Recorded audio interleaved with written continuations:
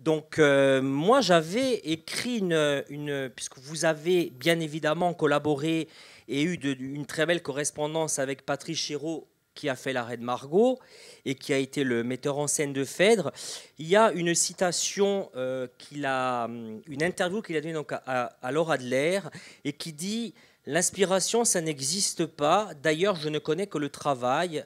Et après, brusquement, si on a bien travaillé, apparaît quelque chose, mais tard, très tard. 15 jours avant la première, apparaît ou pas d'ailleurs quelque chose qui brusquement est le résultat du travail et de la maturation. Mais au départ, il ne faut pas essayer de trouver le résultat tout de suite. S'il doit arriver, il arrivera. Il sera la somme du travail de tout le monde et de l'imprégnation de tout le monde qui fait que brusquement, on découvre des choses et on voit naître. Le seul intérêt du théâtre, c'est ça au fond, voir naître au dernier moment un spectacle qui n'est pas tout à fait celui auquel on avait pensé, mais qui est magnifié par les acteurs ou les chanteurs. Est-ce que vous êtes d'accord? Évidemment, je suis d'accord. Mais vous avez tout dit, donc je peux partir là. Alors, est-ce qu'il y a des... C'est Patrice Chéreau qui a tout dit. Je sais qu'il y a des questions. Donc, Pascal Grégory est donc là pour vous. Donc, vous avez vu le Phèdre. On en a aussi discuté avec certains, peut-être plus ceux qui sont en art du spectacle. Je sais qu'il y a des comédiennes, comme Manon, qui se destinent donc à l'actorat. Donc, si vous avez des questions à poser, bien évidemment, ou d'autres, profitez-en. Alors, ce qui est intéressant dans Phèdre, je commence. Ce qui est intéressant dans Phèdre, c'est qu'aucun des acteurs de la troupe, du spectacle, n'avions joué des vers. Aucun. Il n'y en avait qu'un seul, c'était Éric Ruff, qui joue Hippolyte, car il était, et il est toujours, à la Comédie Française.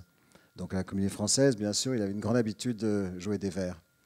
Et quand on a découvert que aucun de nous, acteurs, ni Patrice Chéreau d'ailleurs, n'avait monté une pièce en vers, on était assez ahuris.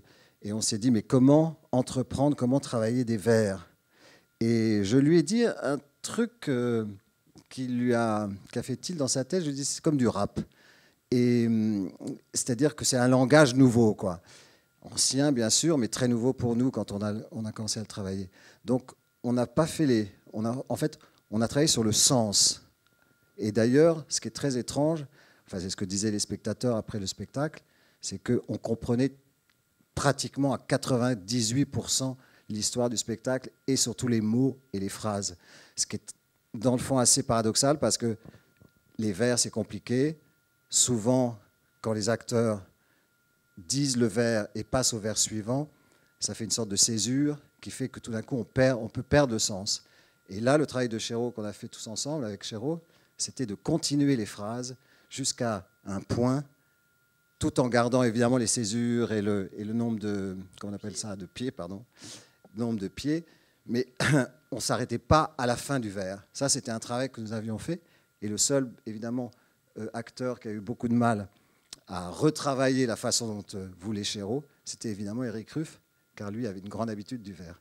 Mais il s'est adapté et finalement, ça a été.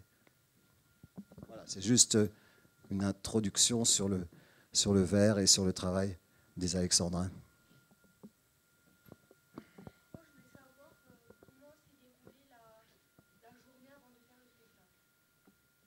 Ça, c'est une question très intéressante, parce que au théâtre, pas au cinéma bien sûr, mais au théâtre, donc, comme vous le savez, on joue le soir. Et on arrive avec l'humeur de toute la journée. Si vous arrivez des trucs chiants, on arrive avec ces trucs chiants. Si on a des trucs formidables, on arrive avec des trucs formidables. Donc on est conditionné par la journée qu'on a vécue avant le spectacle. Et donc il faut se réadapter au spectacle et à l'humeur du spectacle et au personnage qu'on doit jouer. Donc ça, c'est tout un travail psychologique à faire qui est assez compliqué. C'est à force de travail, on y arrive, mais il faut faire abstraction absolument de tout ce que nous avons vécu dans la journée. Il y a des acteurs, par exemple, qui arrivent au théâtre, on joue aux alentours de 20h, 20h30, ils arrivent à 3 heures de l'après-midi, justement pour se mettre dans le bain, pour faire abstraction de tout ce qu'ils ont vécu avant. Il y a des acteurs qui arrivent à la dernière minute aussi, qui ont une faculté très rapide de faire le deuil de tout ce qu'on a vécu.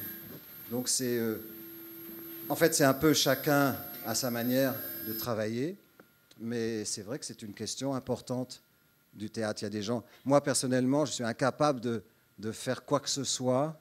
Du moment où je me réveille le matin jusqu'à l'arrivée au théâtre, je reste dans mon lit. Ah bah ça, on mange, oui. Mais il faut faire attention parce qu'il y a il ne faut pas trop manger, enfin c'est des trucs techniques, pas trop manger avant de jouer, parce qu'on digère sur scène, c'est pas forcément une bonne... l'énergie est moins forte, quoi. C'est un métier d'acteur, c'est un métier extrêmement physique. C'est un métier, souvent je peux dire que c'est même pas un métier, c'est comme un sport. Les métiers, comme je vous disais tout à l'heure, les métiers, quels qu'ils soient, sont techniques. On veut être dentiste, bon, il y a des études de dentiste, pardon. On veut être boulanger, on veut être n'importe quoi, il y a vraiment des études pour ça. Le métier d'acteur n'a, dans le fond, pas les deux, même si on fait des cours de théâtre, même si on passe le conservatoire, si on fait des choses comme ça, c'est purement des sensations. Et il n'y a pas vraiment une vraie technique. Il peut y avoir une technique vocale, avec un professeur qui vous explique de placer sa voix, des choses comme ça. Mais c'est tout, dans le fond. Et en fait, c'est un truc de sensation, c'est un truc de regard. Il faut observer énormément les gens. Moi, je sais que je le fais encore. J'aime bien m'attabler à un café, observer les gens qui passent. C'est un truc de voyeur, quoi. L'attitude que les gens ont, la façon dont ils marchent, la façon dont ils parlent, leur visage, tout ça, ça imprègne inconsciemment, même, ou sciemment ou inconsciemment, un acteur. Parce que on est comme une éponge. On prend tout de tout le monde. C'est en ça que je dis que ce n'est pas forcément un métier, que c'est une forme de sport. Il faut être très physiquement fort, surtout au théâtre, évidemment, plus qu'au cinéma. Et bien qu'au cinéma, quand même, c'est une manière de travailler différente, le cinéma. Mais au théâtre, il faut être très fort physiquement. Parce que, admettons qu'une pièce dure 1h30, 2 heures, parfois 4 heures, parfois 5 heures. Moi, quand j'avais joué dans Hamlet, dans la cour d'honneur à Avignon, c'était 5 heures de spectacle. Parce que Hamlet, c'est 1 heure par acte. Et Chéreau avait monté l'intégralité. Et donc, je vous assure que 5 heures sur scène, c'est un truc de sportif. Vraiment. On sort épuisé, on sort avec 2 kilos en moins, ou 3. Et voilà. Donc, il faut être très fort physiquement aussi. Il y a de ça aussi. D'autres questions ?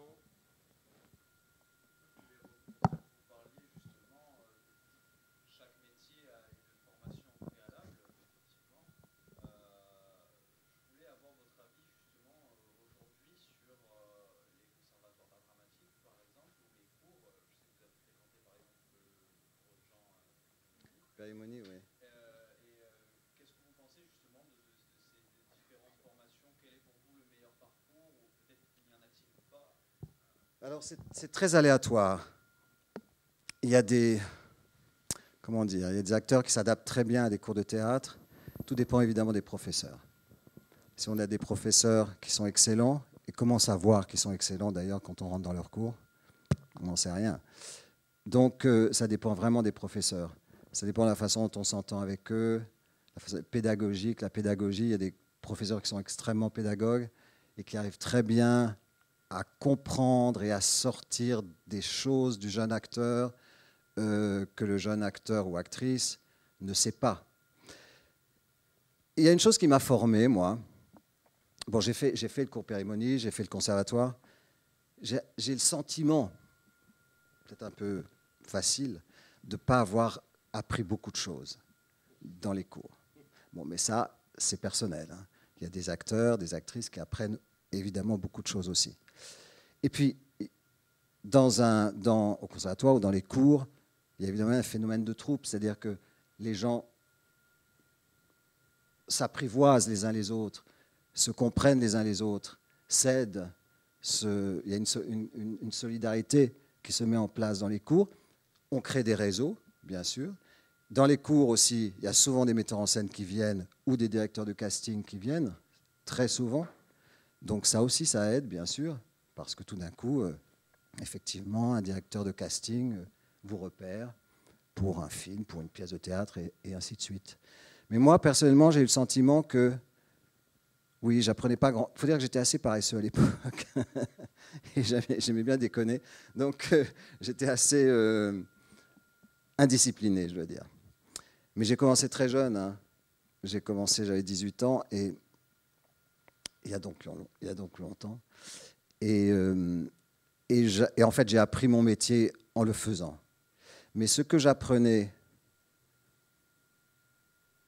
dans les cours de théâtre et au conservatoire, enfin dans les cours, c'était surtout, évidemment, le phénomène de troupe. C'est-à-dire qu'on s'entend avec des acteurs, avec certaines personnes. Là, on peut créer quelque chose ensemble.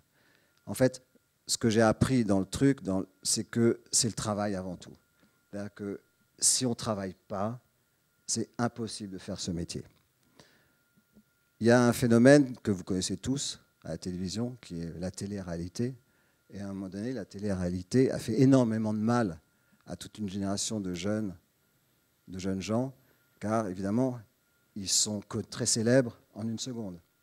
Or, ils n'ont jamais travaillé, ne sont pas des acteurs, ce sont des gens qui passent, mais ils sont célèbres. Et ce que je dis tout le temps, c'est que la célébrité n'est pas un but dans ce métier-là d'acteur. Évidemment que c'est important, parce que quand on est célèbre, à un moment donné, on travaille plus, c'est certain. On est plus amené à rencontrer beaucoup plus de gens, mais ce n'est pas un but, vraiment.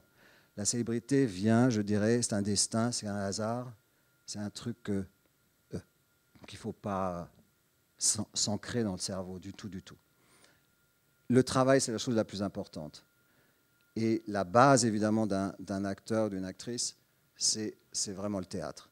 C'est vraiment là où on apprend, quand on le fait, quand on joue sur une scène, c'est là où on apprend vraiment ce qu'il ne faut pas faire, les erreurs, se servir de ses défauts. Ça, Patrice Chéreau me l'a bien appris, car on a très peur, évidemment, des défauts qu'on a. On peut les connaître, il y en a certains qu'on ne les connaît pas, où là, les gens vous le disent, oui, c'est un défaut, on n'a pas envie d'entendre ça, quoi. Mais c'est très important de se servir aussi de ses faiblesses, de ses défauts, et d'en faire des qualités. C'est très important, ça. Qu'est-ce que je voulais vous dire? Il y avait un truc que je voulais vous dire, puis j'ai oublié à force de parler. C'est... je ne sais pas, je retrouverai. Manon. Pardon? Ça aussi, c'est une bonne question. Je veux dire, je vais répondre. Je vais faire une... Il y a une phrase de Samuel Beckett, que peut-être vous connaissez, qui était un très grand écrivain irlandais, mais qui écrivait en français et qui a écrit des pièces de théâtre remarquables, qui disait « On est tous fous », du verbe « naître », il y en a seulement quelques-uns qui le restent. Et je dirais qu'on est tous acteurs, du verbe « naître » donc, et il y en a seulement quelques-uns qui le restent. Quand on est enfant, on n'arrête pas de jouer, quoi. On passe son temps à jouer. On a envie de faire des personnages, on a envie de créer d'autres mondes, de s'émanciper, de quitter la famille, tout ça. Et c'était mon cas, vraiment. Je me souviens quand, je ne sais pas, bon, truc personnel, mais à 12 ou même 11 ans, j'arrêtais pas de me déguiser, j'arrêtais de raconter des histoires dans ma vie, enfin bon, bref. Et j'ai commencé à monter sur une scène à 12 ans. Mais c'était le destin. Je suis protestant, je chantais dans un temple, et il y a quelqu'un qui m'a repéré et qui a dit à ma mère, j'aimerais bien que votre fils de 12 ans chante, j'avais une jolie voix, qui chante dans les chœurs de l'Opéra de Paris, les chœurs d'enfants. Donc voilà, j'ai commencé vraiment réellement à être sur scène à 12 ans. J'ai chanté dans les chœurs d'enfants, dans Carmen, dans Fidelio, dans Tannhäuser, des opéras comme ça, où il y a des chœurs d'enfants. Et donc, j'ai vécu ça à 12 ans. Alors, évidemment, ça n'arrive pas à tout le monde, ça, c'est certain. Donc, c'est un peu exceptionnel. Mais je pense que j'ai raté 2 fois mon bac. Donc, il y a ça aussi qui a aidé quand même un peu, qui a fait qu'à un moment donné, voilà, j'avais pas le choix. Il fallait que je fasse autre chose. Et puis, non, mais je pense que j'avais ça vraiment en moi. Alors, ça se développe, bien sûr. Il y a des moments où C'est compliqué de choisir d'être acteur par rapport à, ne serait-ce qu'à la société, par rapport à la famille. C'est un monde que personne ne connaît, quoi. Quand on ne vient pas d'une famille d'artistes ou d'acteurs, les gens ne connaissent pas ça. Et ils ont la trouille. Les parents ont la trouille. Dans quel monde tu vas vivre? Est-ce que tu vas gagner assez d'argent? Enfin bon, des trucs comme ça. Et j'ai eu la chance d'avoir des parents qui m'ont vraiment laissé libre. Donc j'ai commencé, c'est ça, j'ai commencé au cours Périmonie, j'avais, c'est ça, 17 ans, 18 ans, quelque chose comme ça. Je ne suis pas forcément un exemple, parce que c'est vrai, monter sur une scène à 12 ans, d'avoir ces impressions incroyables, surtout à la scène de l'Opéra de Paris. Donc c'était, d'ailleurs, je me souviens, je ne chantais pas, j'étais tellement impressionné. Heureusement, on était au moins une vingtaine d'enfants, donc je ne chantais pas du tout, j'étais tellement stressé et j'avais tellement le trac que je ne chantais plus. Mais c'est un peu exceptionnel, je dirais. Il y a des acteurs ou des actrices, et c'est extrêmement rare, ça je peux vous le dire, c'est pour ça que le travail est très important, qui sont choisis dans la rue tout d'un coup. Je pense à une actrice comme Sandrine Bonner ou une actrice comme Béatrice Dalle, qui ont été vraiment découvertes dans la rue, par un casting ou par quelqu'un qui connaissait le metteur en scène. Mais encore une fois, c'est quelque chose de très, très, très rare. Dans les films qu'on voit actuels, j'aurais des films où il y a des films qui se passent en banlieue, avec souvent des jeunes arabes de la 3e, 4e génération, qui sont choisis, mais donc ce sont des amateurs, qui peuvent être extraordinaires, mais comme il n'y a aucune technique et aucune vision de l'avenir, ce ne sont pas forcément des acteurs qui vont faire une carrière ou qui vont continuer. Donc ça aussi, il faut le savoir, ça c'est très important. Ce n'est pas parce que tout d'un coup on vous choisit, parce que vous êtes copain avec le réalisateur, le film va marcher. Ce n'est pas pour ça qu'on va devenir un acteur. Il y a vraiment un travail très important, technique, un travail très important un travail, quoi. C'est indispensable.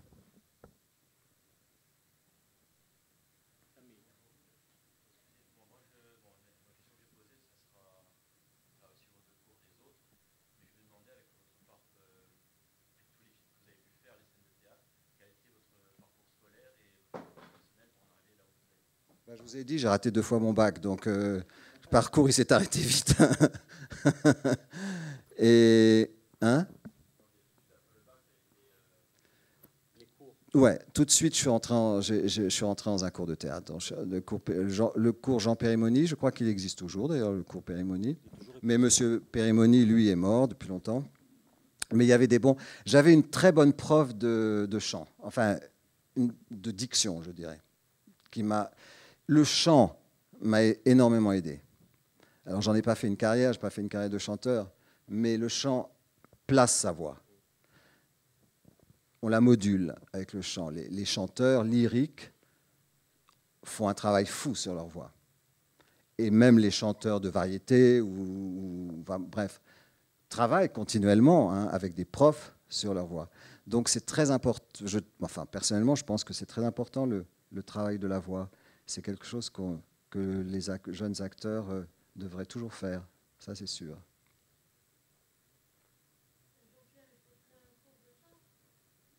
Je trouve ça important, oui, dans un cours de théâtre, oui.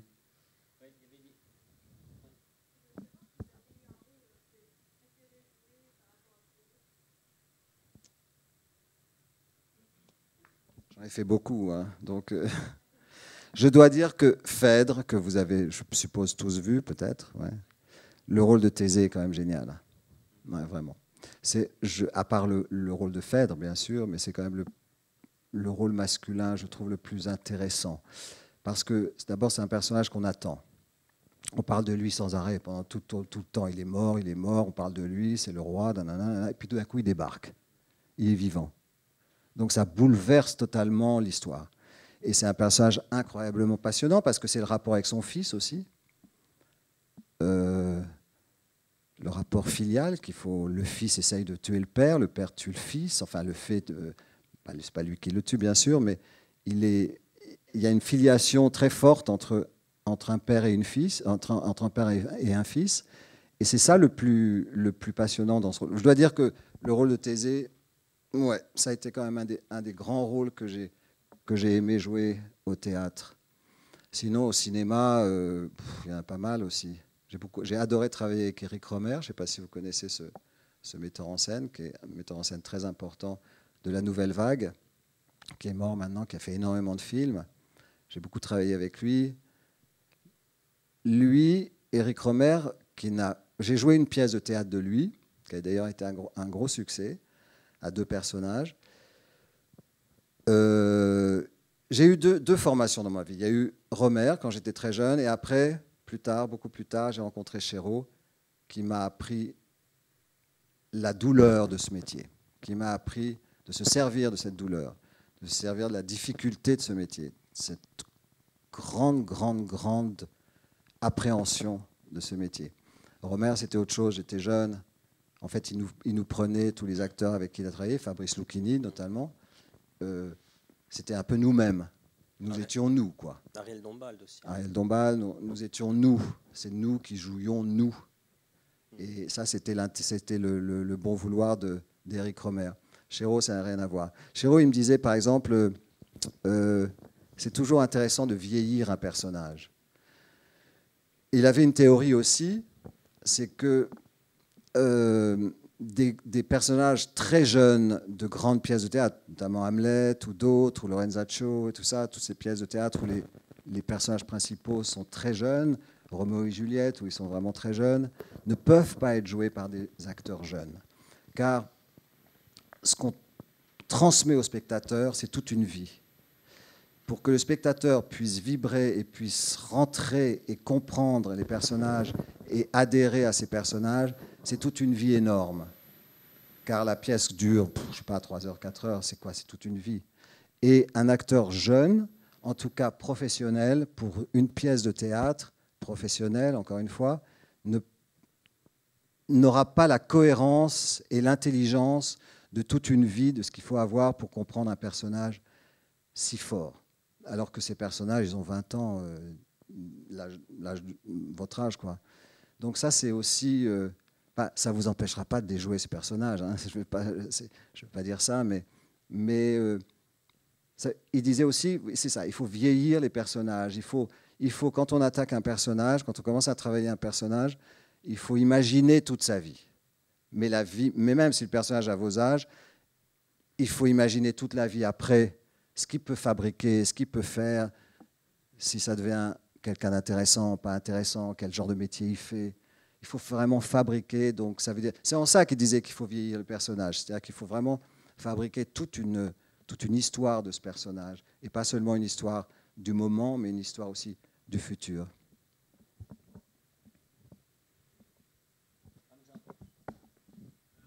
Ah, Hamza, c'est un prénom arabe, ça. Vous êtes de quelle origine? Marocain? Ah ouais, c'est un prénom marocain, non? Ouais, c'est ça.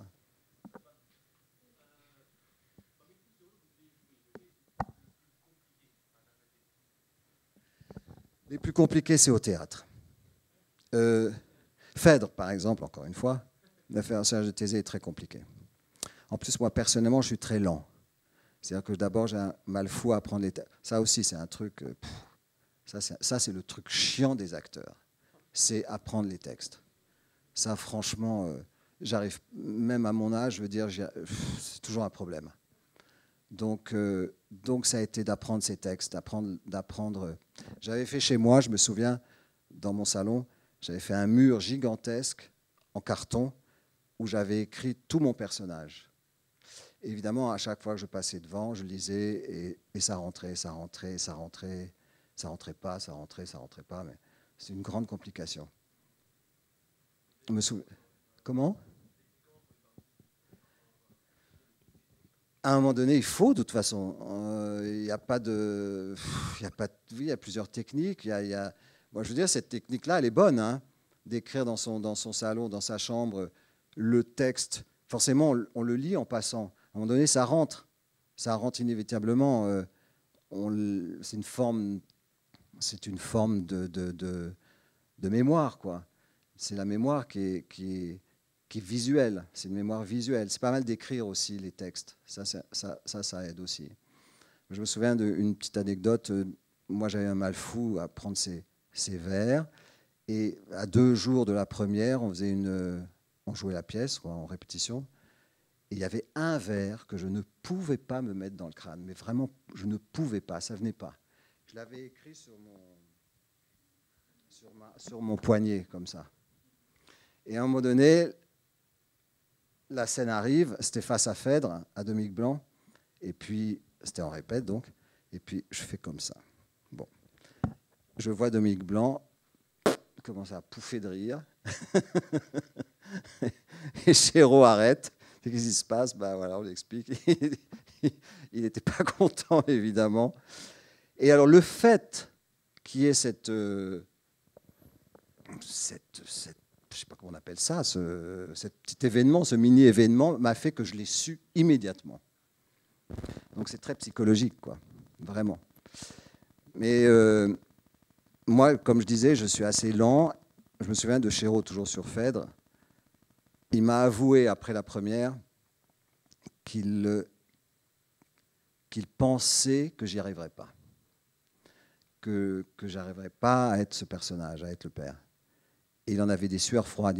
Une semaine, c'est quand même très court par rapport à la première. Donc ça veut dire qu'il y a des acteurs qui sont très lents à se mettre en place, qui instinctivement dans leur cerveau savent que 2 mois, 2 mois et demi de répétition, ils y arriveront.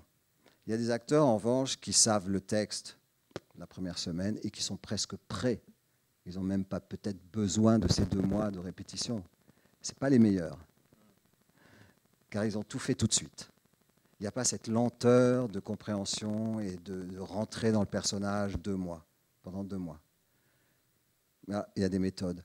Il y a une chose, moi, qui m'a énormément aidé, je ne sais pas s'il y en a qui le font, c'est la psychothérapie. Parce que j'ai fait une psychothérapie pendant 7 ans. Le métier d'acteur, c'est se comprendre, c'est savoir qui on est avant de commencer à travailler sur un personnage. Car ce qu'on a, nous, au fond de nous-mêmes, va amplifier le personnage. Avec tout ce qu'on a et tout ce qu'on a vécu, les drames, les malheurs, les bonheurs, tout ça, ça aide évidemment un personnage. Et la psychothérapie, évidemment, il y a beaucoup d'acteurs et d'actrices qui font des psychothérapies. On parle, on comprend des choses sur soi, on commence à les comprendre, on commence à les accepter, on commence à, comme je disais tout à l'heure, on commence à accepter ses défauts, parce qu'on en a tous. Et là, puisqu'on les comprend, puisqu'on les a exprimés, c'est en nous et tout d'un coup, on peut les aimer. Et l'acteur est fait de tout ça, de toutes ces choses-là. Je ne dis pas qu'il faut absolument faire une psychothérapie, ce n'est pas ça que je veux dire. Mais disons que personnellement, ça m'a aidé. J'avais juste une question technique. Le rapport bifrontal dans Phèdre, ça vous a aidé ou ça vous a gêné? Parce que c'est comme les gens sont quand même très très proches. Vous êtes à... Ah oui, on est à 1 mètre. On passait devant les gens comme ça. Oui, on a vu. Ouais. D'ailleurs, il y avait une chose très très drôle. Il y avait toujours des puristes de Racine et des vers. Et il y avait un type au premier rang un soir. Il avait le livre, la pièce. Comme vous, ça. Il y en avait qui avaient le texte aussi. Voilà, comme ça. Et il a absolument pas regardé le spectacle. Et Chéreau avait coupé, peut-être sur toute la totalité de la pièce, peut-être 4 vers. Ils s'en sont rendus compte aussi. Hein. Ah ouais, peut-être. Ouais. Hein, oui, c'est ça, peut-être 4 vers, j'en sais rien, enfin peut-être plus ou moins, je ne sais pas. Et lui, à un moment donné, quand le vers est passé et qu'on ne l'a pas dit et que lui le lisait, il a regardé avec horreur, absolument. Et je me souviens que moi, on était tellement furieux tous qu'ils ne regardent pas la pièce qu'à un moment donné, je suis passé devant lui et je lui ai foutu un coup de pied.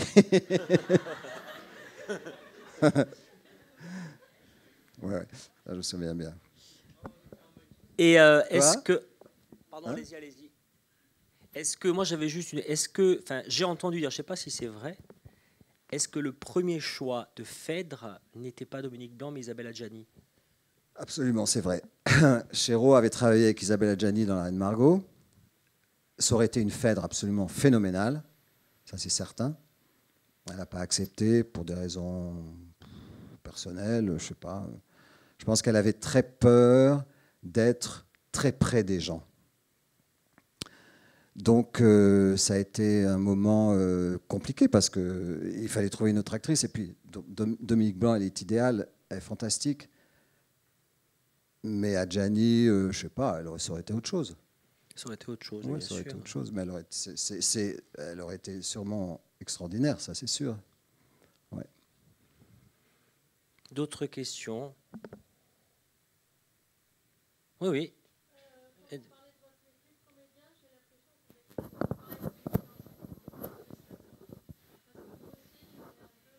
Edwige Cogello est enseignante en arts plastiques et ainsi qu'Élodie Pinet aussi.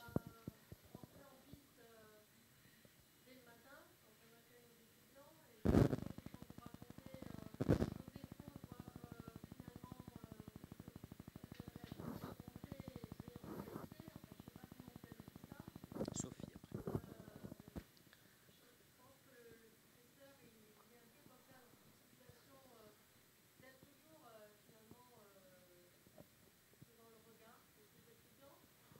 Oui, devant l'audit. Oui, il doit réussir son cours, quoi.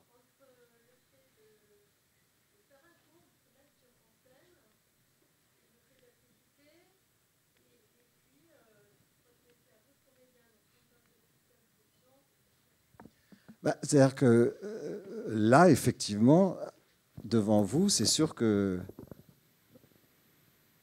je suis comme une forme d'enseignant, c'est certain.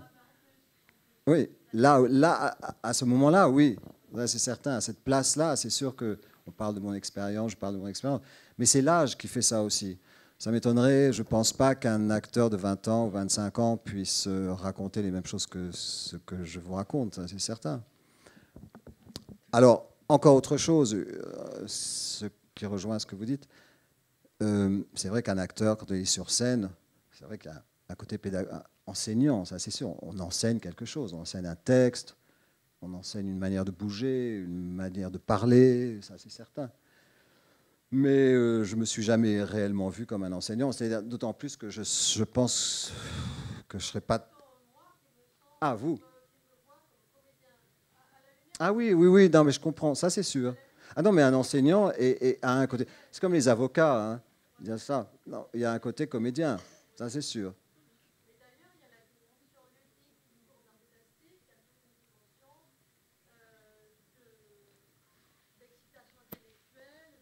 Oui, oui, c'est certain.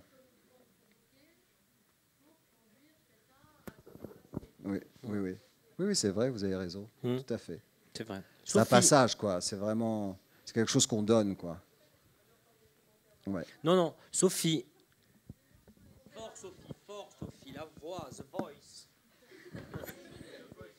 Cela dit, c'est pas grave, parce qu'il y a des acteurs qui ont des toutes petites voix dans la vie, et que tout d'un coup, ça sort sur scène. Ça n'a rien à voir. Hein. C'est pas parce que vous parlez... Bon, moi, je vous entends apparemment bien, enfin, même si vous n'avez rien dit.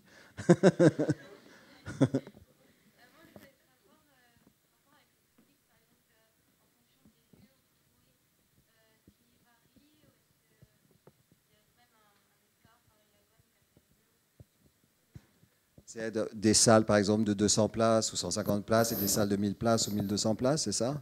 Oui, c'est compliqué. Par exemple, quand on a joué dans Hamlet, dans la cour d'honneur, à l'époque, il n'y avait pas de micro. On n'avait pas de Maintenant, ça se fait beaucoup. Beaucoup d'acteurs et d'actrices ont des micros maintenant. C'est une nouvelle manière de travailler, hein, c'est ni bien ni mal.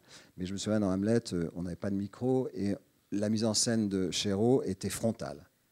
C'est-à-dire qu'on ne pouvait pas se permettre de dire une phrase comme ça à son partenaire. C'est impossible parce que les spectateurs n'entendent plus rien. Donc la mise en scène était faite vraiment frontale. Face publique. Mais le spectateur ne s'en rendait pratiquement pas compte. Parce que la mise en scène était faite de telle manière qu'on arrivait au moment où on devait parler, on était face publique. Dans une petite salle, par exemple celle-là, évidemment, si on parle un peu fort, je peux être de dos. Donc, il faut moduler quoi, en fonction des salles, c'est certain. Alors maintenant, avec les micros, non seulement on peut parler de dos dans une très grande salle, Mais en plus, on peut vraiment chuchoter de dos. Ça, tout le monde entend. C'est une autre manière de travailler. Moi, je n'ai pas appris ça, mais j'ai jamais joué avec un micro. Mais ça m'intéresserait de le faire.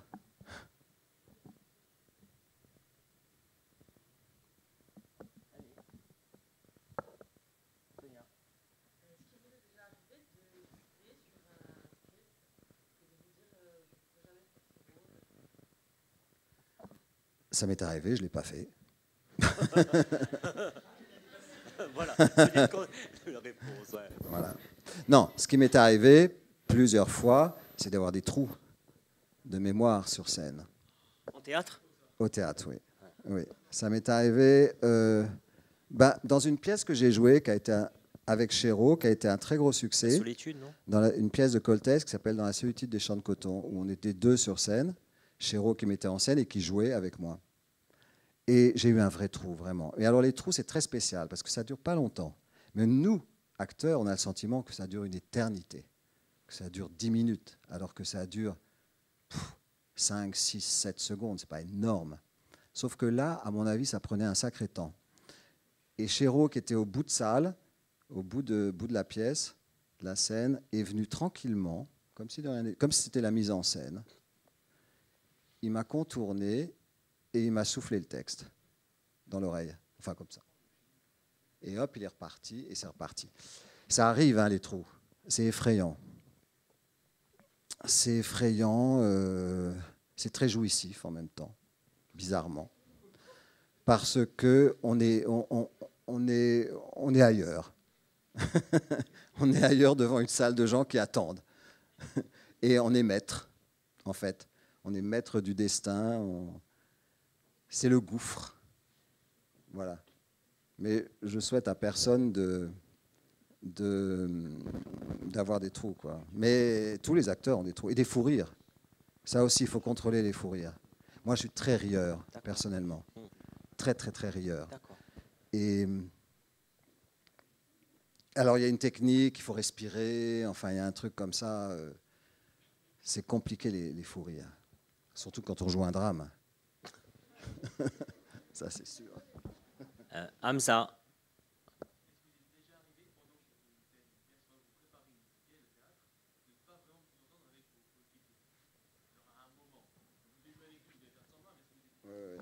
Je comprends bien. Ouais. Ça vous arrive vous aussi? Un angats, comme on dit chez nous, un angats. Oui, bien sûr que ça arrive. Ça arrive, il y a des acteurs qui se détestent. Je pense pas qu'on se déteste. C'est pas... On fait le même métier, on est dans la même galère, donc on ne peut pas se détester. Mais disons qu'on se jalouse. On peut très bien ne pas avoir la même vision de la vie, mais c'est tellement un métier difficile. Ça, je vous assure. Hein. J'en sais quelque chose. C'est tellement difficile de trouver du travail, de le faire et tout ça, qu'on ne peut pas être jaloux d'autres acteurs. C'est impossible, parce qu'on est tous pareils, quoi. Même si les gens sont célèbres, d'autres pas célèbres et tout ça. C'est le même métier, on fait tous le même métier. Mais quand, effectivement, on ne s'entend pas, sur scène, de toute façon, on joue, alors on est obligé de s'entendre. C'est sûr que si on s'entend très bien, il y a quelque chose en plus qui se passe sur scène et que le public ressent. Le public ressent tout. Le public ressent toutes les émotions que nous vous donnons, tout. Si on arrive de mauvaise humeur, le public le sent. Si on arrive très joyeux, le public le sent. Si on arrive avec des tensions, des choses... Je me souviens d'une anecdote, enfin, c'est pas une anecdote, malheureusement, c'est un drame. Il y a une actrice que j'adore qui s'appelle Bulle Ogier, qui a fait beaucoup de cinéma, beaucoup de théâtre, qui a travaillé avec Chéreau, qui est une actrice maintenant qui a 80 ans. Bulle Ogier avait une fille qui s'appelait Pascal Ogier et qui a fait 3 films, notamment un film de Romer qui s'appelle Les Nuits de la pleine lune, qui a été un énorme succès quand il est sorti. Elle a eu le prix d'interprétation au Festival de Venise. Pascal Ogier a fait donc 3 films, c'est très peu. Elle est morte d'une overdose à la sortie d'une boîte de nuit. À l'époque, c'était le Palace, à Paris. Bulle Ogier, sa mère, jouait au théâtre à ce moment-là. Et elle jouait avec Madeleine Renaud, qui était une immense actrice, et Jean-Louis Barrault. Et Madeleine Renaud, qui était une énorme actrice fantastique, vraiment un monument du théâtre français, et qui dirigeait avec son mari Jean-Louis Barrault le théâtre du Rond-Point à Paris. Et elle a laissé Bulle-Laugier un soir, le soir du drame, de ne pas jouer. Et elle est allée le lendemain la voir et lui a dit « Bulle, tu es obligé de jouer ce soir, car tu ne t'en sortiras pas autrement. » Elle venait de perdre sa fille quand même. Elle a joué dans un état second. Il paraît qu'elle était extraordinaire d'ailleurs. Et elle a continué tous les soirs. Donc ça veut, il y a une expression en anglais, c'est « the show must go on ». C'est-à-dire qu'il faut y aller. Un drame dans la vie, il faut y aller. C'est la grande spécificité de ce métier aussi, c'est qu'on ne peut pas abandonner. C'est impossible. Il faut y aller à tout prix. Un drame qui vous arrive dans la journée, il faut y aller. C'est une manière d'oublier aussi, parce qu'on s'oublie évidemment pendant 1h30, 2 heures sur scène. On s'oublie soi-même, bien sûr. On n'est plus soi-même, à la limite. On est soi et pas soi-même. On invente un personnage qui est vous-même, mais qui n'est pas vraiment vous-même non plus. Donc ça aide aussi. Ce que je veux dire par là, c'est que les drames de la vie, les bonheurs bien sûr, mais les drames, il faut s'en servir aussi.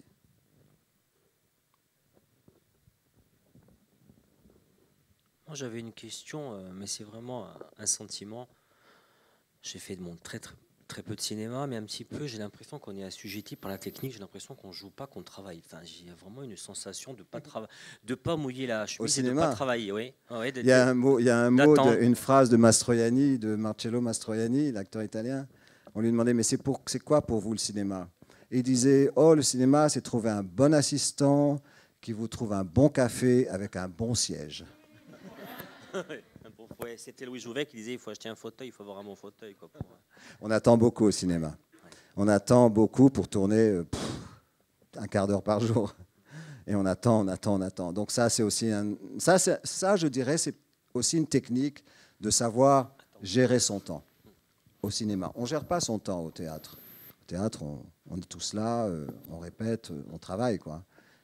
Au cinéma, c'est vraiment un autre truc. Vraiment, c'est chiant. Enfin, pas quand on le fait, pas quand on joue. Mais c'est-à-dire que pendant les laps de temps, parfois une scène, il faut mettre une heure pour la mettre en place. Les techniciens, parfois, mettent 1 heure pour la mettre en place. Entre les projos, entre la prise de vue, enfin tout ça, qui fait que pendant 1 heure, il faut être dans le personnage. Il faut continuer à penser à ça, même si on fume une clope dehors, même si on mange, j'en sais rien, moi. On peut faire une petite sieste, un truc comme ça, mais il ne faut jamais abandonner le personnage. Jamais, jamais, jamais. Parce que tout d'un coup, un assistant débarque en disant « Allez, stave-toi, il faut y aller, à la seconde ». Et il y a très peu de répétitions au cinéma. La grande qualité de Chéreau, parce que j'ai fait quand même 4 ou 5 films avec lui, c'est qu'il faisait des réunions de lecture du script, du scénario, en amont. Genre 1 mois avant, un truc comme ça, 15 jours avant le début du tournage, on se réunissait chez lui ou ailleurs, et tous les comédiens autour d'une table, et on lisait chacun son rôle, son texte. Mais ça, il y a très peu de metteurs en scène de cinéma qui le font. C'est vraiment un privilège, vraiment. Mais alors qu'au théâtre, évidemment, on le fait, ça, c'est certain.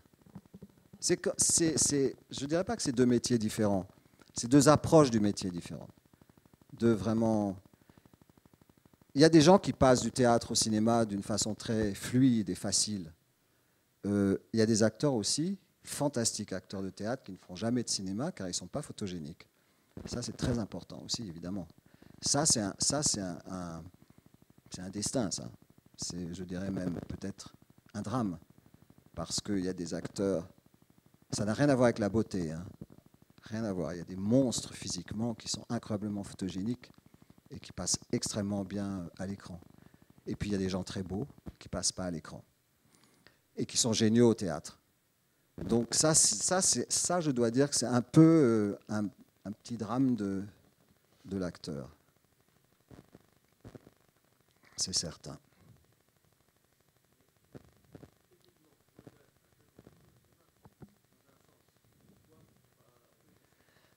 Alors, c'est pas vraiment... Disons qu'au théâtre, on peut accentuer... D'abord, on accentue la voix. C'est presque pas une voix naturelle au théâtre, puisqu'il faut la porter. Et comment porter une voix pour qu'elle soit naturelle, pour pas qu'on se rende compte que c'est porté, que c'est une voix qui sort dont c'est pas d'où et qui fait que c'est une voix un peu fabriquée. Au cinéma, évidemment, il n'y a pas ça. C'est tout le travail au théâtre. C'est pour ça que je disais que le chant est important et la diction est importante au théâtre. Parce que une bonne diction peut faire qu'on n'est pas obligé de hurler, qu'on n'est pas obligé de parler très fort. Il y a des acteurs qui parlent peu fort sur une scène, mais même une très grande scène, une très grande salle, et on les comprend. Et il y a des acteurs qui parlent parfois fort et on ne les comprend pas. Au cinéma, évidemment, ça n'existe pas, ça, parce que on peut susurrer, on peut faire... Ça n'a rien à voir, c'est autre chose. Mais la technique, je dirais, vocale, est essentielle, vraiment. Vraiment. Et ça, il n'y a que le travail qui peut le faire. Le long travail d'apprentissage d'acteur. C'est... Je ne sais pas, on ne devient pas acteur comme ça tout de suite. Il y a vraiment un long travail. Mais en revanche, c'est vachement bien, que j'ai dit tout à l'heure que, comme Chéreau disait, un acteur du même âge que le rôle jeune ne peut pas le jouer. Et c'est pour ça qu'il prenait des acteurs plus âgés pour jouer des personnages jeunes. En revanche, dans les cours de théâtre, oui, il faut jouer des rôles de vieux, il faut jouer des rôles, il faut tout jouer. Vraiment, tout essayer. On est mauvais, c'est pas grave. Et ça, c'est très important aussi. C'est de se dire que si on est mauvais, ça n'a aucune espèce d'importance. Parce qu'un jour, on sera bon. Donc, il faut tout essayer, quoi. Tout, vraiment. Tous les personnages. C'est là qu'on apprend son truc. Évidemment, professionnellement, on ne le ferait pas. Mais ici, c'est un laboratoire. Il faut tout essayer. C'est ça la chose la plus forte pour un jeune acteur ou actrice. C'est vraiment c'est ça, c'est un laboratoire. Et personne ne vous jugera. Et si on vous juge, il faut s'en foutre complètement. Oui, il y a des camarades qui diront bah, t'es nul, c'était atroce ce que tu as fait, pourri et tout. On s'en fout. Et c'est pas grave, puisque la prochaine fois, ce sera lui qui sera pourri. Donc, il faut tout faire, quoi. Et il faut s'en foutre vraiment du jugement des gens. Le seul jugement qui est important, c'est le prof. Il faut qu'il soit bon aussi. Mais c'est le prof qui est important, c'est certain. Et le regard des autres, il faut... Il y a un côté un peu égoïste aussi dans ce métier. Forcément. Un peu égocentrique. Bah, si on est acteur, c'est qu'on est un peu égocentrique aussi. Ça fait partie de l'acteur. Est-ce qu'il y a d'autres questions? Oui, Sophie. Et la demoiselle, allez-y alors. Sophie, alors.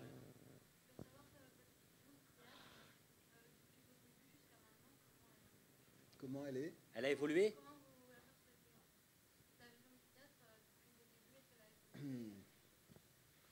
En fait, la vision du théâtre, pour moi, c'est en fonction de l'âge.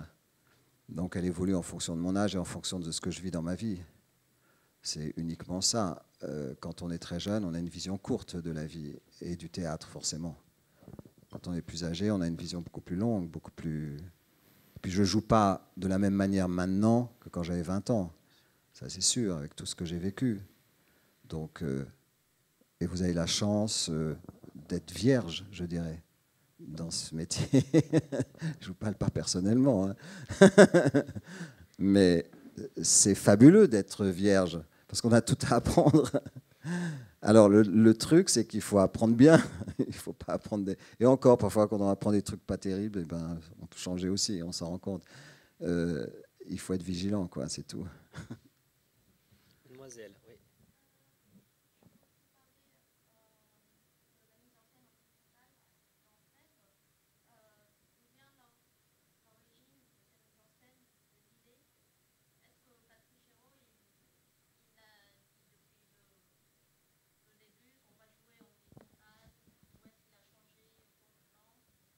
En fait, le spectateur en bifrontal, les sièges en bifrontal, ça vient d'un spectacle que j'avais fait avec lui, qui s'appelait, donc j'en ai parlé tout à l'heure, Dans la solitude des champs de coton.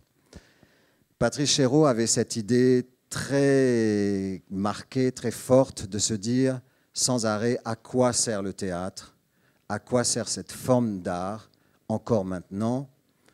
Est-ce que ça, pourtant c'est un art très très ancien, mais il voulait bouleverser le théâtre et il voulait montrer d'autres choses nouvelles. Il ne savait pas trop quoi, mais et c'est pour ça qu'il avait eu l'idée, à un moment donné dans sa vie, de monter des pièces, de ne pas monter de pièces dans des théâtres, de monter des pièces dans des entrepôts, dans des usines désaffectées, dans des lieux qui n'étaient pas initialement faits pour le théâtre.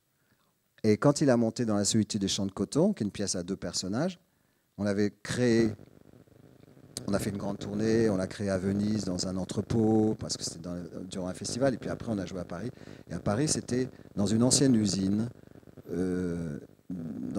qui était désaffectée. Et là, il a eu l'idée de ce bris frontal, comme si c'était une rue au milieu, et que les spectateurs, oui, se voyaient en face, l'un en face de l'autre, comme ça. Et c'était une rue. Et comme la pièce se passait dans un no man's land, dans une rue, dans un coin de rue, enfin je sais pas, donc ça fonctionnait très bien. Et ça marchait très très très très bien, je dois dire. Et la manière dont on jouait, évidemment, on jouait jamais face à tout le public, sauf quand on était comme ça et que le public était là ou là. Mais quand tout d'un coup on jouait là, et bien évidemment les gens derrière ne nous voyaient pas, mais nous entendaient. Mais on bougeait quand même assez souvent. La mise en scène était faite de telle manière que s'il y avait un de nous deux qui était face à vous, par exemple, l'autre était face au public de l'autre côté. Et ça marchait vachement bien. Et pour Phèdre, il avait eu la même idée, qu'il fallait jouer bifrontal. C'était une idée de mise en scène, une belle idée de mise en scène. Et donc on a joué dans la solitude des champs de coton, on l'a beaucoup tourné dans toute la France, on a même joué à New York, on a joué dans des villes étrangères et tout ça. Et c'était à chaque fois dans des lieux qui n'existaient pas, où il avait fallu monter les sièges et tout ça. C'était sa vision de se dire comment faire pour que le public, pour que les gens trouvent quelque chose de nouveau dans le théâtre, soient excités par quelque chose de nouveau et non pas d'arriver dans une salle de théâtre classique, comme toujours. C'était sa manière de montrer une nouvelle approche du théâtre. Et ça marchait, vraiment.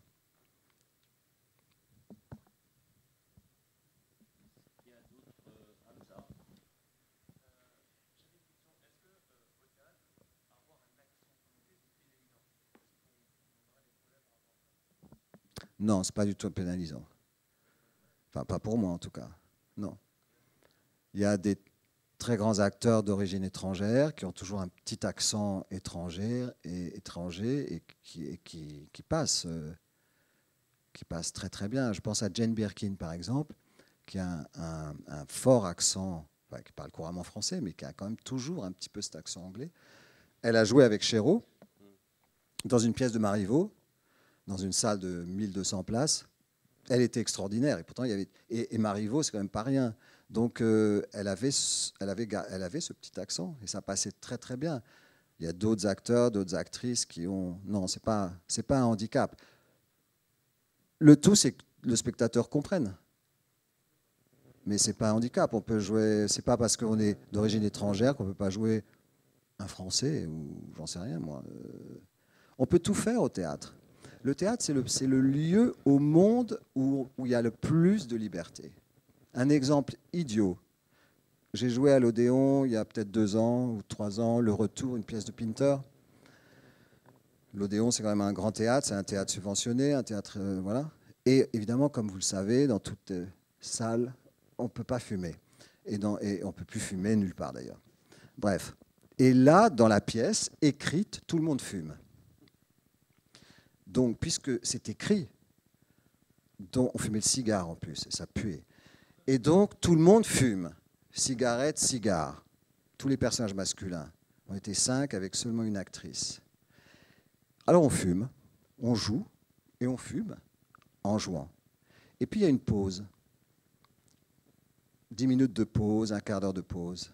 Alors, ceux qui fument reprennent une cigarette, bien sûr que c'est la pause. Le régisseur arrive. Ah non, on n'a pas le droit de fumer. Donc on est sorti pour fumer. Donc ce que je veux dire par là, c'est que vraiment le lieu de théâtre est un lieu de grande liberté.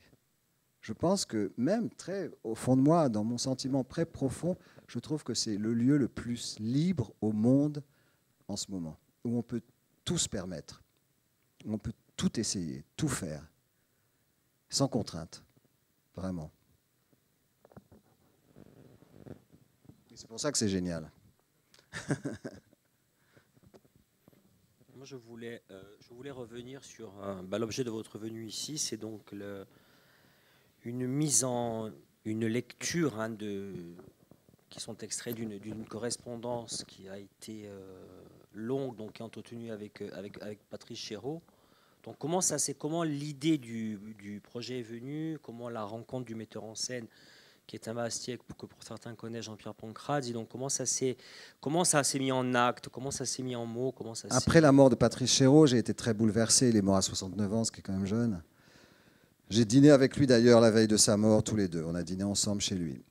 Et c'est très bouleversant quand même quand on a un compagnon de travail, compagnonnage très long et très important et très enrichissant de perdre quelqu'un.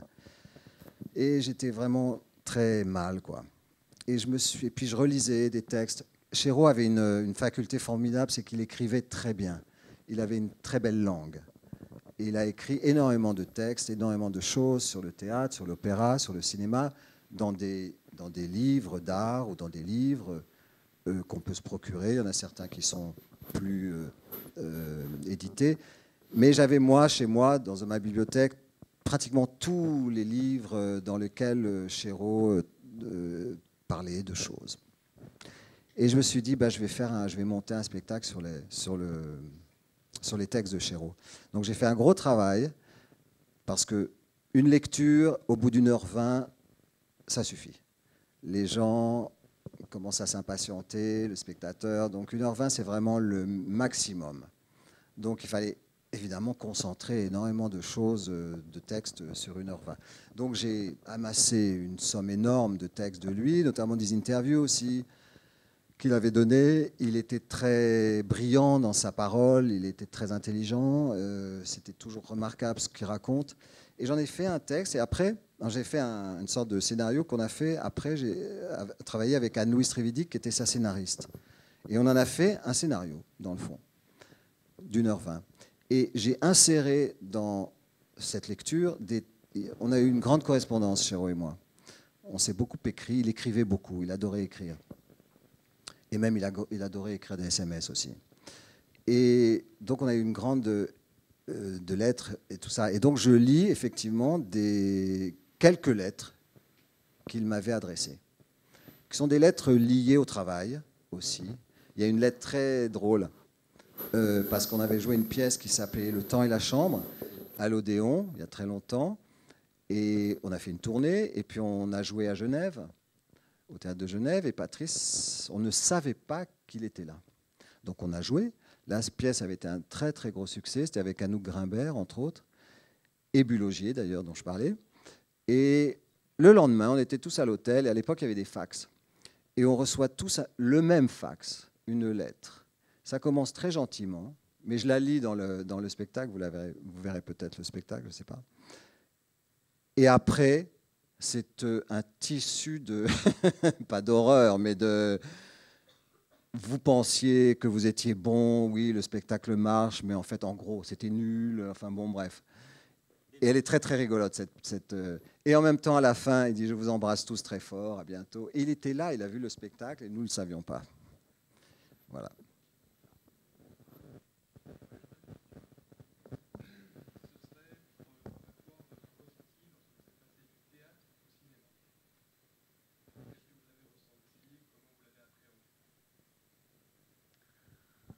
Oh là là, ça remonte à loin, ça. Ça, c'est une question piège, hein, un peu. Euh, En fait, oui, c'est vrai que j'ai fait du théâtre avant tout, au début. Mais c'était comme pour moi une délivrance de faire du cinéma. C'était encore plus de liberté.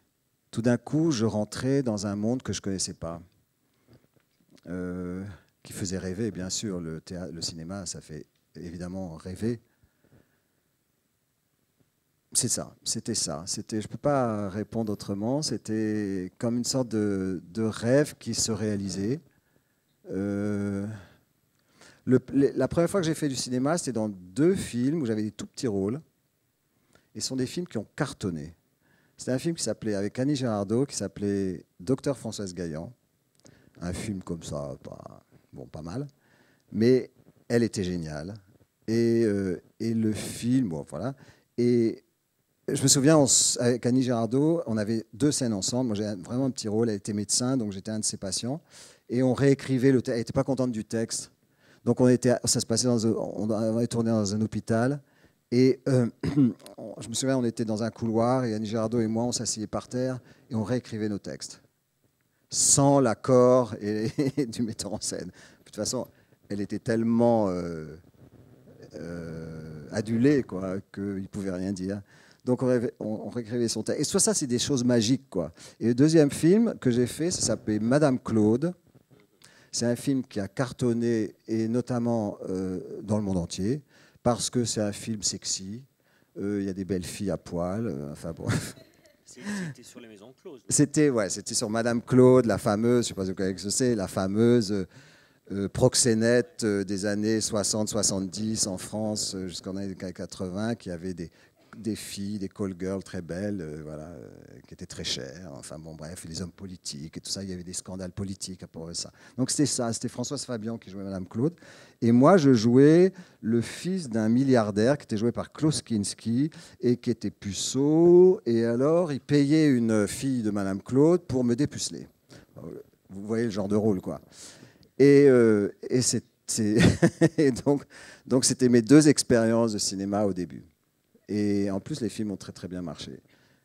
Puis après, je suis passé quand même dans des films pas plus sérieux. C'est un peu bête de dire sérieux, mais disons plus intéressants, quoi. Un peu plus des films d'auteur, quoi. Après, avec Téchiné et tout ça. Donc l'expérience, pour moi, j'étais très jeune, c'était très excitant, quoi. C'était vraiment...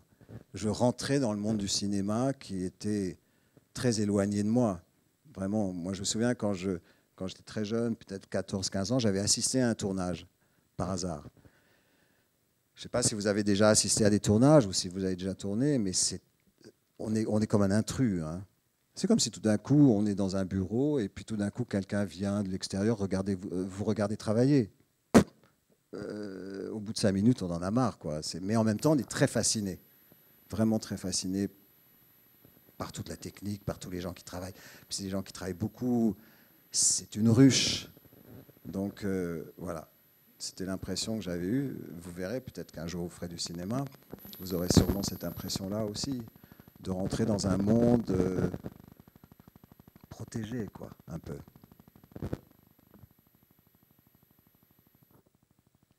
Et ça ne veut pas dire que c'est le meilleur monde, hein.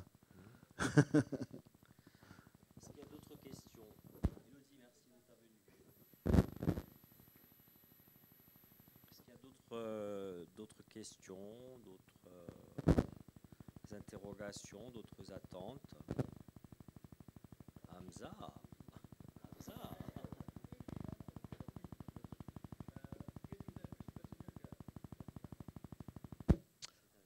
En tant qu'acteur ou en tant que spectateur?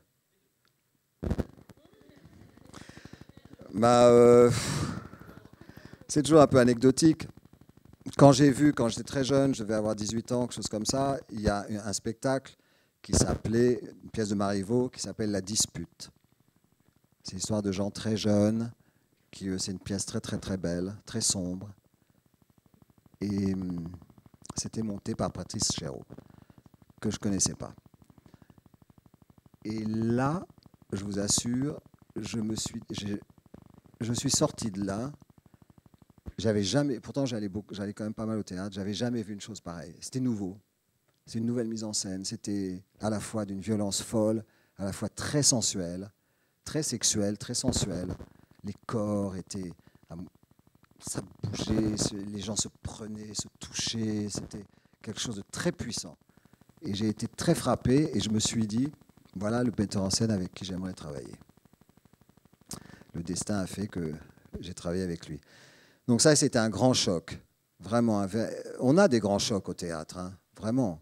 On a des très grands chocs aussi. Encore maintenant, hein. J'ai vu le spectacle mis en scène par Bob Wilson avec Isabelle Huppert. Ça a été un choc, entre autres, mais il y a d'autres choses, bien sûr. En tant qu'acteur, le grand choc a été la première fois que j'ai joué professionnellement. Ça a été un choc, oui, bien sûr. C'est le seul moment où je me suis dit, tiens, voilà, ça c'est du lourd. Là, il faut bosser. C'est pas un cours de théâtre. Puis on gagne sa vie. Ça a été les deux grands chocs. Bon, je ne sais pas si ma réponse vous convient, mais...